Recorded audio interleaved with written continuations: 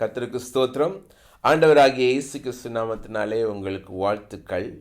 இன்றைக்கு நம்மோடு கூட டாக்டர் சுரேஷ் சுவாமியார் காணி என்ற தெய்வ ஊழியர் வந்திருக்கிறார். எப்படி அவரும் அவருடைய குடும்பம் ஆண்டவராகிய இயேசு கிறிஸ்துவை ஏற்றுக்கொண்டார்கள் என்ற அனுபவ சாட்சியை கேட்க இருக்கிறோம். சுரேஷ் சுவாமியார் காணி என்பது என்னுடைய பெயர். என்னுடைய பெயருக்குள்ளே ஒரு கேள்வி இருக்கிறது. சுரேஷ் சுவாமி யார் காணி என்பதுதான் அந்த கேள்வி. ஆண்டவராகிய இயேசு கிறிஸ்து எனக்குள்ளே ஒரு ரட்சிப்பை தந்ததினால், எனக்கு ஒரு நன்மை செய்தபடியால், என்னுடைய வாழ்க்கையின் மூலமாக இந்த உலகத்திற்கு ஆண்டவர் யார் என்று காண்பிக்கிற அந்த ஊழியத்தை கர்த்தர் எனக்கு கொடுத்தார். கன்னியாகுமரி மாவட்டத்தினுடைய கோட்டை சுவர் போல உயர்ந்து நிற்கக்கூடிய மேற்கு தொடர்ச்சி மலைகளின் காடுகள் நிறைந்த சோலையில், கடுவாய் புலிகள் கூட்டத்தில், கானகச் சோலையின் நடுவினில் காட்டு விலங்குகளோடு கூட்டு சேர்ந்து காலம் காலமாக வாழ்ந்து வரக்கூடிய ஒரு மக்கள் கூட்டம் இருக்கிறது.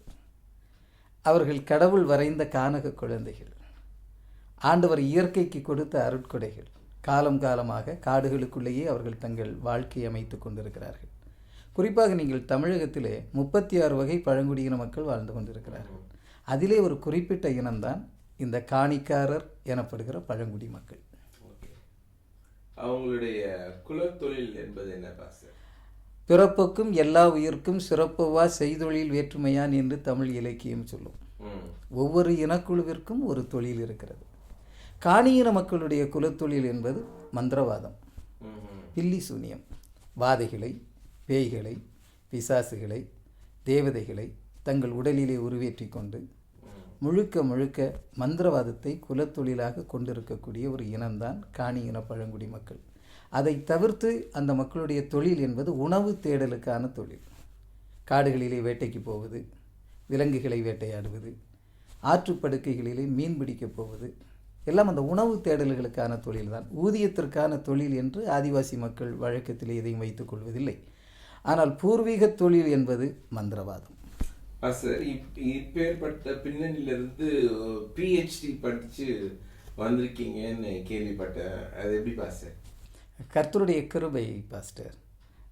91வது சங்கீதத்தில் நாம் வாசிக்கிறோம் அல்லவா, அவன் என்னிடத்தில் வாஞ்சியாய் இருக்கிறபடியால் அவனை விடுவிப்பேன், ஆபத்தில் அவன் என்னை நோக்கி கூப்பிடுவான், நான் அவனை தப்புவிப்பேன். அடுத்த வசனத்தை பாருங்க, ஆண்டவர் சொல்கிறார், அவனை உயர்ந்த அடைக்கலத்தில் கொண்டு போய் வைப்பேன் சொல்கிறார். பார்த்தீங்களா? அந்த வில்லையும் அம்பையும் கையில் எடுத்துக்கொண்டு விரிந்த காட்டிற்குள் புகுந்து விலங்கினத்தை வேட்டையாடி வாழ்க்கை நடத்தி அந்த சமூகத்தில் இருந்து இந்த விவிலியத்தை எடுத்துக்கொண்டு ஆண்டவருக்கு ஊழியம் செய்வதற்காக நான் புறப்பட்டேன் அல்லவா. கர்த்தர் எனக்கு செய்த நன்மைகளை இந்த உலகம் அறிய வேண்டும் என்பதற்காக என் வாழ்வை அர்ப்பணித்தேன் அல்லவா. அதனால் கர்த்தர் என்னை படிப்படியாக என் கையை பிடித்து அவர் உயர்த்தி கொண்ட வழிகளின் உன்னதத்தில் தான் நான் ஒரு முனைவர் பட்டதாரியாக உயர்ந்து நின்றேன். நீங்கள் ஆண்டவராகிய இயேசு கிறிஸ்துவை எப்படி ஏற்றுக்கொண்டீங்க? அதை குறித்து கொஞ்சம் சொல்லுங்களேன். நிச்சயமாக. தாவீது சொல்வார் அல்லவா, தாயின் கருவில் உற்பவிக்கும் முன்னே நம்மை பெயர் சொல்லி அழைக்கிற தேவன், நம்முடைய உருவத்தை அவருடைய உள்ளம் கையிலே வரைந்து வைத்திருக்கிற கர்த்தர், எல்லா மனுஷரும் ரட்சிக்கப்படவும் சத்தியத்தை அறிகிற அறிவை அடையவும் சித்தமுள்ளவராய் இருக்கிற கர்த்தர் மலையின மக்களை மட்டுமென்ன விட்டு வைப்பாரா என்ன? நான் காடுகளில் பிறந்தேன், காடுகளுக்குள்ளேயே வாழ்ந்தேன். மனிதர்களோடு நான் வாழ்ந்த நாட்களை விட மரங்களோடு நான் வாழ்ந்த நாட்கள் அதிகம். ஆனால் கர்த்தர் என்னை கண்டார். எங்கள் காணியின மக்களுடைய குடியிருப்புகள் கன்னியாகுமரி மாவட்டத்தில் 69 மலை கிராமங்கள் இருக்கிறது. அந்த 69 மலை கிராமங்களுக்கும் ஒரு பெரிய மூட்டுகாணியாக என்னுடைய தாத்தா இருந்தார், என்னுடைய தாயாருடைய தகப்பனார். அவருடைய பெயர் தான் சுவாமியார் காணி என்பது. என்னுடைய பெயரின் பின்பகுதியை ஒட்டி கொண்டு இருக்கக்கூடிய சுவாமியார் காணி என்பது என்னுடைய தாத்தாவுடைய பெயர். அவர் ஒரு ஆகச்சிறந்த மந்திரவாதி. 38 வருடங்கள் சபரிமலைக்கு சென்று வந்த குருசுவாமி. அவருடைய பரந்த நெற்றியிலே விபூதி, சந்தனம், குங்குமம், மார்பு முழுவதும் சந்தனத்தை பூசிக்கொண்டு, கழுத்திலே உத்ராட்சை மாலை அணிந்து 41 நாட்கள் கடுந்தவம் புரிந்து சபரிமலைக்கு போய் வருவார். எங்கள் கிராமத்தை ஒட்டிய தடிக்காரன் கோணம், அரமநல்லூர், தரிசனங்கோப்பு, காட்டுப்புது, மங்கலம், குலசேகரம் போன்ற பகுதிகளை ஒட்டிய மக்களில் பலரையும் சபரிமலைக்கு அழைத்து செல்கிற ஒரு குருசுவாமியாகவும் அவர் இருந்தார். எங்கள் தோட்டத்திலே ஒரு முருகன் கோவில் ஒன்றை ஸ்தாபித்திருந்தார். கன்னியாகுமரி மாவட்டத்தினுடைய பல முருகன் கோவில்களுக்கும் என்னுடைய தாத்தா தான் ஸ்தாபகராக இருந்தார். ஒரு மிகச்சிறந்த ஆன்மீகவாதி, மிகச்சிறந்த மனிதநேய பண்பாளர். எங்கள் தோட்டத்திலே பலா மரம், இலவு மரம், கமுகு மரம் போன்ற மரங்கள் எல்லாம் உண்டு. அவைகளையெல்லாம் பாதுகாப்பதற்கு என்னுடைய தாத்தா ஒரு வேலைக்காரர்களை வைக்கவில்லை.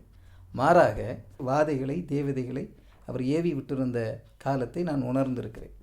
குறிப்பாக எங்கள் குடியிருப்பு பகுதியை சார்ந்த வெளிநபர்கள் சொல்லுவார்கள், காணி குடியிருப்புகளிலே போய் ஏதாவது ஒரு காய்கனிகளை நாம் அவர்களுக்கு தெரியாமல் எடுத்துவிட்டால் வாதைகள் நம்மை அடித்து விடும் என்று பயப்படுகிற சூழல் எங்கள் குடியிருப்புகளை ஒட்டிய பகுதிகளில் உண்டு. பொதுவாகவே இந்த ஆதிவாசி குடியிருப்புகளை வாதைகள் தான் கைக்குள் வைத்திருக்கிறது என்ற நம்பிக்கை கூட உண்டு. எங்கள் வீட்டிலே என்னுடைய தகப்பனார், என்னுடைய தாயார், என்னோடு பிறந்த சகோதர சகோதரிகள், நாங்கள் எல்லோருமே என்னுடைய தாத்தா எங்களுக்கு கற்றுத்தந்த ஆன்மீக முறைப்படி தான் எங்களுடைய வாழ்க்கையை நாங்கள் நடத்தி கொண்டு வந்தோம். என்னுடைய தாத்தா மிகச்சிறந்த மந்திரவாதியாக இருந்தார், குருசுவாமியாக இருந்தார். ஆனால் இறுதி நாட்களில் அவருடைய 38வது சபரிமலை யாத்திரையை அவர் முடித்துவிட்டு வருகிற போது ஒரு கேன்சர் நோயாளியாக வந்தார். உண்மையை சொல்லப்போனால் எங்கள் காணியின மக்கள் மத்தியில் முதல் புற்றுநோயாளியே என்னுடைய தாத்தா தான். கேன்சருங்கிற வார்த்தையினுடைய பொருளை கூட உணர்ந்திராத எங்கள் சமுதாயத்தில் முதல் புற்றுநோயாளியாக என்னுடைய தாத்தா மாறி போனார். அந்த நோயினுடைய அகோரத்தில் அவர் தோலும் எலும்பும் துரும்புமாக அவர் மாறிப்போன நாட்கள். அவரை திருவனந்தபுரம் மருத்துவக் கல்லூரியிலே மருத்துவர்கள் பரிசோதித்து சிகிச்சை அளித்து வந்தார்கள். ஒரு காலகட்டத்தில் மருத்துவர்கள் சொன்னார்கள், சுவாமியார் காணிக்கான ட்ரீட்மெண்ட் இவ்வளவு தான், அவரை வீட்டுக்கு கொண்டு போயிடுங்கன்னு அனுப்பி வச்சாங்க.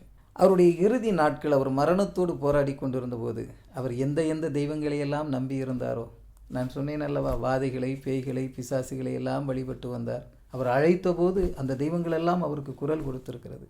அவர் ஆடு வெட்டிய போது, கோழி வெட்டிய போது, கொடுதி கொடுத்த போது அவரோடு கொண்டாடி கூத்தாடி அந்த தெய்வங்கள் கொடுக்க முடியாத நிலை வந்தபோது அவர் குரல் விலையை நெறித்து கொண்டிருந்த அந்த காலகட்டத்தில் அவர் நம்பிக்கைகள் எல்லாம் அற்றுப்போன ஒரு சூழல், அந்த இறுதி மணித்துளி என்போம் அல்லவா, அப்படி ஒரு காலகட்டத்தில் தான் என்னுடைய தாத்தா கதறி கதறி அழுது கொண்டிருந்த அந்த ஈனக்குரல் இப்பொழுதும் எனக்கு நினைவு இருக்கிறது.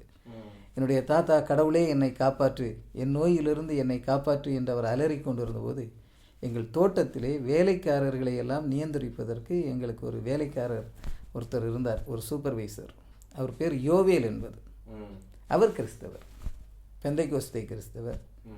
அவர்தான் என்னுடைய தாத்தாவிற்கு அருகிலே வந்து சொன்னார், சாமி, நீங்கள் அழைக்கிற தெய்வம் உங்களை விடுவிக்காது. ஏனென்றால் அவைகளுக்கு நீங்கள் எதையாவது கொடுத்தால் அவைகள் உங்களோடு கூட நிற்கும். ஆனால் நீங்கள் அழைத்தாலும் நீங்கள் அழைக்காவிட்டாலும் உங்களை ஆதரிக்கிற ஒரு தெய்வம் உண்டு, உங்களை அரவணைக்கிறவர் ஒரு உண்டு. அவர்தான் நான் ஆராதித்து கொண்டிருக்கிற இயேசு கிறிஸ்து. நாங்கள் ஆராதிக்கிற இந்த இயேசுவை நீங்கள் ஏற்றுக்கொண்டால் நிச்சயமாக கர்த்தர் உங்களுக்கு விடுதலை தருவார்னு சொன்னார். இதை கேட்ட உடனே எங்கள் தாத்தாவுக்கு வாடிய பயிருக்கு மழை நீர் வந்தால் அதன் அடி ஆணிவேர் வரைக்கும் ஆனந்தம் ஏற்படும் அல்லவா, அப்படி ஒரு மகிழ்ச்சி எங்கள் தாத்தாவுக்கு. உடனே எங்கள் தாத்தா என்ன பண்ணினார், இது பற்றி ஃபேமிலியில் ஒன்று டிஸ்கஸ் பண்ணலாமேன்னு என்னுடைய தகப்பனாரை அழைத்தார். இந்த இடத்தில் நான் ஒரு செய்தியை சொல்ல வேண்டும். என்னுடைய தகப்பனார் காணிக்காரர் அல்ல. அவர் தேனி மாவட்டத்திலே பண்ணைப்புறம் என்கிற கிராமத்தை சார்ந்தவர். பண்ணைப்புறம் என்றாலே நமக்கு எது நினைவுக்கு வரும் என்றால் இசைஞானி இளையராஜாவினுடைய கிராமம் அது. என்னுடைய தகப்பனார் இசைஞானி இளையராஜாவினுடைய குடும்பத்தை சார்ந்தவர், அவருடைய இரத்த உறவு சார்ந்தவர், அவருடைய சகோதரர் உறவு முறை சார்ந்தவர். வன இலாக்காவிலே என்னுடைய தகப்பனார் வேலைக்கு வந்தார். கன்னியாகுமரி மாவட்டத்தில் கீரிப்பாறை என்கிற பகுதியிலே அவர் வன இலாக்காவில் வேலை செய்து கொண்டிருந்தார். என்னுடைய தாயார் வனத்தில் வாழ்ந்து கொண்டிருந்தார்கள். அப்படி என்னுடைய தாயாரும் என்னுடைய தகப்பனாரும், அவர்களுக்கு மூத்த மகனாகத்தான் நான் பிறந்தேன். எனவே என்னுடைய தகப்பனார் காணிக்காரர் அல்லாத காரணம் அவருக்கு கொஞ்சம் வெளி உலகம் தெரியும், மதங்கள் சார்ந்த விஷயங்கள் எல்லாம் என்னுடைய தகப்பனாருக்கு தெரியும். எங்கள் அப்பா தான் மூத்த மருமகன். அதனால் என்னுடைய தாத்தா என்னுடைய தகப்பனார் இடத்திலே கேட்டார், மருமகனே, இப்படி யோவேல் இப்படி ஒரு யோசனை சொல்கிறான், அவனுடைய தெய்வம் இயேசு என்னை குணமாக்கும் என்று சொல்கிறான், அப்படியானால் அந்த தெய்வத்தை நான் ஏன் போய் பார்க்கக்கூடாது? என்னை ஏன் நீங்கள் அந்த ஆலயத்திற்கு கொண்டு போகக்கூடாது? நாம் 33 கோடி தேவர்களை நாம் வணங்கி விட்டோம், செய்ய வேண்டியதெல்லாம் செய்து விட்டோம், கொடுக்க வேண்டியதெல்லாம் கொடுத்து விட்டோம். ஆனால் குறைந்தபட்சம் என்னுடைய வேதனையை கூட இவைகள் குறைக்கவில்லையே. இப்படி ஒரு சூழலில் இந்த தெய்வங்கள் குணமாக்காத போது யோவேலின் தெய்வம் எனக்கு சௌக்கியம் தருமானால் அது ஏன் நான் விட்டு வைக்கணும்? என்னைய கொண்டு போங்கன்னு கேட்குறார். உடனே எங்கள் அப்பா சொன்னார், சாமி, நீங்கள் 38 வருஷம் சபரிமலை போன குருசாமி, மிகச்சிறந்த மந்திரவாதி, 69 மலை கிராமங்களுக்கும் நீங்கள் பெரிய மூட்டுகாணி, நீங்கள் செத்து போவீங்கன்னு டாக்டர் சொல்லிட்டார். இந்த நேரத்தில், சாக போகிற இந்த கடைசி நேரத்தில் நீங்கள் ஒரு பெந்தைக்கோஸ்து கோயிலுக்கு போகணுமா, ஒரு வேதக்காரன் கோவிலுக்கு போகணுமா? யோவேல் வணங்குவது ஐரோப்பிய தெய்வம், அது வெள்ளைக்காரன் சாமி, இந்திய சாமி கிடையாது. நாம் இந்தியாவில் இருக்கிறோம், நாம் இந்துக்களாக இருக்கணும், இந்துக்களாகத்தான் இறக்கணும்னு எங்கள் அப்பா பேசுகிறார். எங்கள் தாத்தா கேட்டார், மருமகனே கேன்சர் உனக்கு இல்லை எனக்கு, நான் வேதனையால் துடித்து கொண்டிருக்கிறேன், நீ வேறு ஏதோ விஷயங்களை பேசி கொண்டிருக்கிறாய். இந்த மரணப்படுக்கையிலிருந்து நான் தப்பித்துக் கொள்வது எப்படி என்று நான் யோசித்து கொண்டிருக்கிற பொழுது நீ என்னிடம் மதங்களை குறித்து பேசுகிறாய். இப்பொழுது எனக்கு மதம் முக்கியமல்ல, தேவர்களும் எனக்கு முக்கியமல்ல, தேவதைகளும் எனக்கு முக்கியமல்ல. எனக்கு தேவை சௌக்கியம், எனக்கு தேவை ஆரோக்கியம், எனக்கு தேவை விடுதலை. என்னை குணமாக்குகிற தெய்வம் எதுவோ அதுதான் இனி எனக்கு தெய்வம். இயேசு என்னை குணமாக்கினால் இயேசுதான் எனக்கு மெய்யான தெய்வம் அப்படின்னு எங்கள் தாத்தா சொல்கிறார். எங்கள் அப்பா அடம் பிடித்தார், எங்கள் தாத்தா அடம் பிடித்தார். கடைசியில் என்னுடைய தாத்தாவினுடைய விருப்பத்தின்படி அவரை கன்னியாகுமரி மாவட்டத்தில் மலைவிளை என்கிற பகுதியில் இருக்கக்கூடிய ஒரு பெந்தைக்கோஸ்து ஆலயத்தில் என்னுடைய தாத்தாவை கொண்டு போய் சேர்த்தார். 12 நாட்கள் பிரார்த்தனை. அந்த சபையில் உள்ள விசுவாசிகள், ஊழியக்காரர்கள் எல்லாம் போராடி செபிக்கிறார்கள். அது மலைவிளை பெந்தைக்கோஸ்து சபை என்று சொல்வார்கள். 1980வது வருடம் என்பது ஆதிவாசி காணியின மக்கள் மத்தியிலே அது ஒரு இருண்ட காலம். ஆன்மீகத்தை பற்றிய அறிவை எங்கள் மக்கள் அடைந்திராத ஒரு காலம். கண்டதெல்லாம் காட்சி, கொண்டதெல்லாம் கோலம் என்று வாழ்ந்து கொண்டிருந்த நாட்கள். அந்த சூழலில் தான் கன்னியாகுமரி மாவட்டத்தினுடைய காணியின பழங்குடி மக்கள் மத்தியிலிருந்து கர்த்தர் ஒரு மனிதனை பிடிக்கிறார். அவர் சாதாரணமான மனிதர் அல்ல. 108 காணி செட்டில்மெண்ட்டுக்கும் அவர் பெரிய மூட்டுக்காணியாக இருந்தார், பெரிய மந்திரவாதியாக இருந்தார், பூஜாரியாக இருந்தார். அப்படிப்பட்ட ஒரு ஆளுமையைத்தான் ஆண்டவர் பிடித்து ஆலயத்திலே கொண்டு வந்து போட்டார். 12 நாட்கள் அந்த சபை உபவாசித்து ஜெபிக்கிறது. 12வது நாள் திருவனந்தபுரம் மருத்துவக் கல்லூரியிலிருந்து எங்கள் வீட்டிற்கு ஒரு கடிதம் வருகிறது. அந்த கடிதத்தில் செய்தி இதுதான்: சுவாமியார் காணியினுடைய உடலை ரீமெடிக்கல் செக்அப் பண்ணணும். ஏன்னா ஹாஸ்பிட்டல்லேருந்து ஒரு ட்ரீட்மெண்ட் முடிச்சுட்டு வந்ததுனால ஹாஸ்பிட்டல் வந்து ரீமெடிக்கல் செக்கப்புக்கு கால்பர் பண்ணுது. எங்கள் அப்பா கடிதத்தை எடுத்துக்கொண்டு அந்த ஆலயத்திற்கு போகிறார். ஆலயத்தில் போய் பார்த்தால் எங்கு சாமியார் காணியை போட்டுவிட்டு வந்தார்களோ அந்த இடத்தில் சாமியார் காணி இல்லை. அவர் இருந்த இடத்தில் பாயும் தலையணையும் தான் கிடக்கிறதே தவிர அவரை காணவில்லை. எங்கே என்று தேடி பார்த்தால் ஒரு ஓரத்தில் என்னுடைய தாத்தா உட்கார்ந்து கஞ்சி குடித்து கொண்டிருக்கிறார். உமிழ் நீரே குடிக்க முடியாமல் அவதிப்பட்ட சாமியார் காணி கஞ்சி குடிப்பது கண்டு என்னுடைய தகப்பனார் ஆச்சரியப்படுகிறார். சுவாமி உங்களுக்கு என்ன ஆச்சுன்னு கேட்குறார். எங்கள் தாத்தா சொல்கிறார், இயேசு கிறிஸ்து தான் மெய்யான தெய்வம். நான் வணங்கிய தெய்வங்கள் என்னை குணமாக்கவில்லை, நான் நம்பின தெய்வங்கள் என்னை சௌக்கியமாக்கவில்லை. நான் மலைக்கு போனேன், காடுகளுக்கு போனேன், தெய்வத்தை தேடி எங்கெங்கோ அலைந்தேன். ஆனால் இயேசு தான் மெய்யான தெய்வம். அந்த இயேசு என்னை குணமாக்கி இருக்கிறார். இந்த மக்கள் பிரார்த்தனை செய்தார்கள், இந்த ஆண்டவர் என்னை குணமாக்கினார், எனவே எனக்கு இயேசு தான் மெய்யான தெய்வம்னு எங்கள் தாத்தா சொல்கிறார். அவரை மருத்துவமனைக்கு அழைத்து செல்கிறார்கள். அங்கே மருத்துவர்கள் அவரை பரிசோதித்து பார்த்துவிட்டு 3 கேள்விகளை கேட்டார்கள். 3 கேள்விகளை கேட்கிறார்கள். சுவாமியார் காணி, இந்த ஹாஸ்பிட்டல்லேருந்து ட்ரீட்மெண்ட் எடுத்து நீங்கள் போனீங்களே, அதுக்கு பிறகு எந்த ஹாஸ்பிட்டலில் ட்ரீட்மெண்ட் எடுத்தீங்க, என்ன மருந்து சாப்பிட்டீங்க, எந்த டாக்டர் ட்ரீட்மெண்ட் கொடுத்தார்? கேள்வி 3. என்னுடைய தாத்தா சொன்ன பதில் 1. என்னுடைய தாத்தா அந்த 3 கேள்விகளுக்கு ஒரே பதிலை சொல்கிறார். சாமியார் காணி, என்ன மருந்து சாப்பிட்டீங்க? இயேசு. சுவாமியார் காணி, உங்களுக்கு எந்த டாக்டர் ட்ரீட்மெண்ட் கொடுத்தார்? இயேசு. சுவாமியார் காணி, எந்த ஹாஸ்பிட்டலில் ட்ரீட்மெண்ட் எடுத்தீங்க? இயேசு. நம்முடைய வாழ்க்கையில் 1000 கேள்விகள் வரலாம். அலைபோல் எழும்புகிற 1000 கேள்விகளுக்கும் ஆண்டவர் தந்திருக்கிற ஒரே பதில் இயேசு. நம்முடைய தாத்தா மருத்துவர்கள் கேட்ட கேள்விகளுக்கெல்லாம் ஒரே ஒரு பதிலைத்தான் சொன்னார், இயேசு. அன்று ராத்திரி திருவனந்தபுரம் சுவாதி திருநாள் மருத்துவக் கல்லூரியிலே என்னுடைய தாத்தா தங்குகிறார். அவர் படுத்திருந்த கட்டிலுக்கு அடியிலே என்னுடைய தகப்பனாரும் யோவியலும் படுத்து கிடக்கிறார்கள். அதிகாலை பொழுது. என்னுடைய தாத்தா கண்களை மூடிக்கொண்டு கரங்களை உயர்த்தி ஏதோ ஒன்றை பிடிக்க முயற்சிப்பது போல இயேசுவே இயேசுவே இயேசுவே என்று அலறிக் கொண்டு இருக்கிறார். என்னுடைய தகப்பனார் பயந்து போய் சாமியார் காணி செத்து போவார் போல இருக்குன்னு, மாமா உங்களுக்கு என்னாச்சுன்னு எழுப்புறார். அவர் சொன்னார், என்னை ஏண்டா எழுப்புன?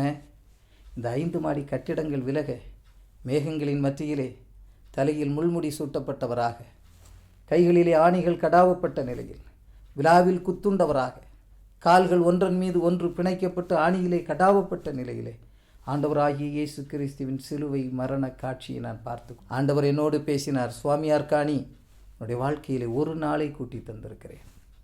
நாளை காலை 11 மணிக்கு நீ மரித்து போவாய். அதற்கு முன்னால் உன்னுடைய மக்களுக்கும் மருமக்களுக்கும் பேரப்பிள்ளைகளுக்கும் உன் கிராமத்து உறவினர்களுக்கும் நீ போய் சொல்ல வேண்டியது, ஆண்டவராகிய இயேசு கிறிஸ்துவை ஏற்றுக்கொள்ளுங்கள் என்கிற சத்தியத்தை சொல். நான் உனக்கு செய்த நன்மைகளை உன் கிராமத்திற்கு சொல் என்று பேசிக்கொண்டிருக்கிறார். இதெல்லாம் என்னுடைய தகப்பனார் சொல்லித்தான் எனக்கு தெரியும்.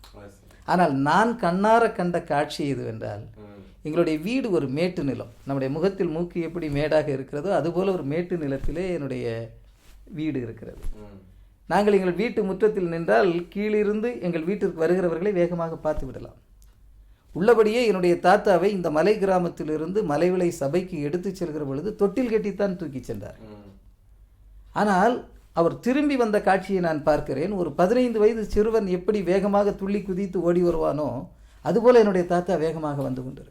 வீட்டிலே வந்தார், உட்கார்ந்தார். எங்கள் உறவினர்களை, எங்கள் குடும்பத்தில் உள்ள அங்கத்தினர்களை எல்லாம் அழைத்து அருகிலே நிறுத்தி கொண்டு சொன்னார், இந்த உலகத்திலே ஒரே ஒரு தெய்வம் தான் உண்டு. அது நாம் சுமந்த தெய்வம் அல்ல, நாம் உண்டு பண்ணின தெய்வம் அல்ல, நம்முடைய கற்பனைகளின்படி நாம் உருவாக்கினோம் அல்லவா தெய்வம், அந்த தெய்வங்கள் அல்ல. நம்மை உருவாக்கின ஒரு தெய்வம் இருக்கிறார், அவரை நாம் ஆராதிக்க வேண்டும். நாம் செய்த தவறு என்னவென்றால், நாம் உருவாக்கி கொண்ட தெய்வங்களை நாம் நம்பிக்கொண்டு இருந்தோம் அல்லவா, அவைகள் தெய்வங்கள் இல்லை. என்னை குணமாக்கின ஒரு தெய்வம் உண்டு, என்னை விடுவித்த ஒரு தெய்வம் உண்டு, அவர் பெயர் இயேசு. இயேசுவை ஏற்றுக்கொள்ளணும்னு சொல்றார். ஊரில் உள்ள மக்கள்